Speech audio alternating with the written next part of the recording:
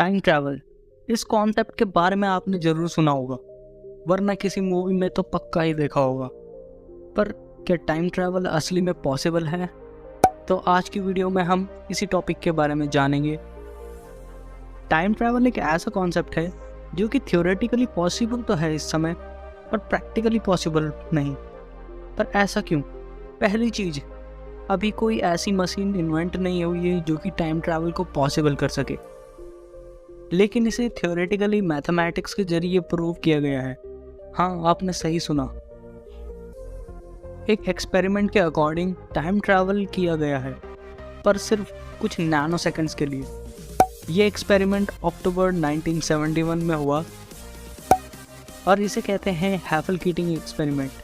Astrologer हैफल kidding ने उड़ान भरी और अर्थ के 2 चक्कर लगाए, और वापस आने के बाद जब अर्थ की क्लॉक को प्लेन की क्लॉक से मैच किया गया तो दोनों में कुछ नैनो सेकंड्स का फ़र्क था, और वो फ़र्क एटॉमिक क्लॉक से मेज़र किया गया था, जिससे पता चलता है कि टाइम ट्रैवल पॉसिबल है फ्यूचर में जाने के लिए। इस फिनोमेनन को कहते हैं टाइम डायलेशन। टाइम डायलेशन के अकॉर्डिंग जब कोई ऑब्जेक्ट मोशन में होता है तो उसके लिए टाइम स्लो होता है उनके मुकाबले जो कि मोशन में नहीं है, और टाइम डायलेशन स्पीड बढ़ने पर और बढ़ जाता है।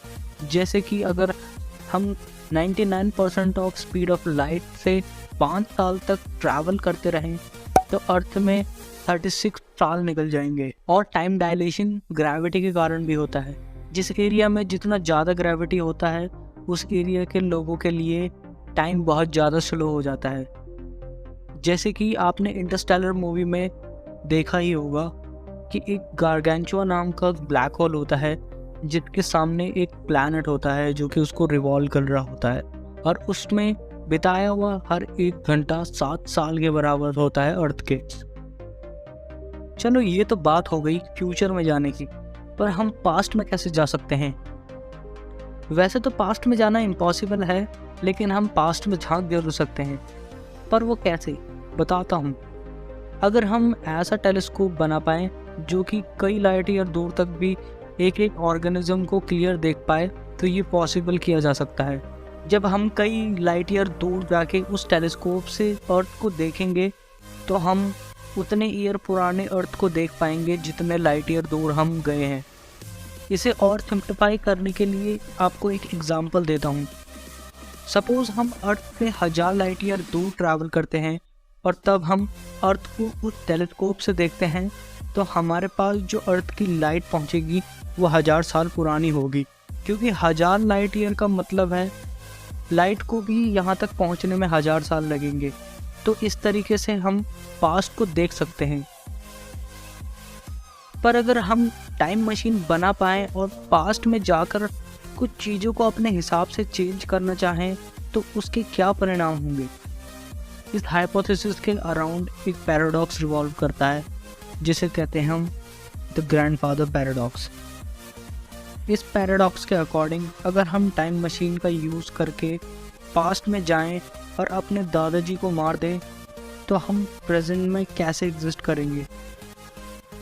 क्योंकि अगर दादाजी ही नहीं होंगे तो पूरी जनरेशन की चेन टूट जाएगी। ये काफ़ी दिमाग ख़राब कर देने वाला पैराडॉक्स है। इस पैराडॉक्स के कारण कई लोग ये मानते हैं कि पास्ट में जाना इम्पॉसिबल है, पर कई लोग ये भी मानते हैं कि अगर हम पास्ट में जाके ऐसा करेंगे तो उससे एक अलग ही यूनिवर्स बन जाएगा। चलो, ये तो बात हो गई कि अगर हम पास्ट को चेंज करने की कोशिश करेंगे तो क्या होगा, पर अगर हमें फ्यूचर के बारे में पहले ही पता चल जाए तो क्या होगा?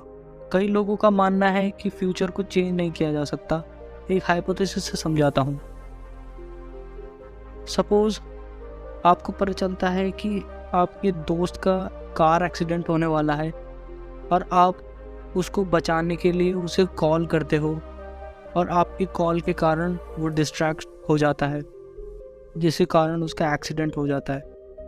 तो इससे क्या पता चला कि जो होना है वो होकर रहेगा, पर अगर आप फ्यूचर को देखकर उस काम को सही करने की कोशिश करोगे तो वो होगा, पर उसका कारण आप बन जाओगे, या फिर वो आपके हाथों से ही होना होगा। ये सारी चीज़ें बस एक हाइपोथेसिस है पर अगर टाइम ट्रैवल फ्यूचर में पॉसिबल होता है तो आप अपने पास्ट में या फिर फ्यूचर में जाकर क्या देखना या क्या बदलना पसंद करोगे? कमेंट करके ज़रूर बताना। और वीडियो पसंद आई तो लाइक करना, चैनल पे नए हो तो सब्सक्राइब करना। आपसे मिलेंगे अगली वीडियो में। Till then take care, good bye.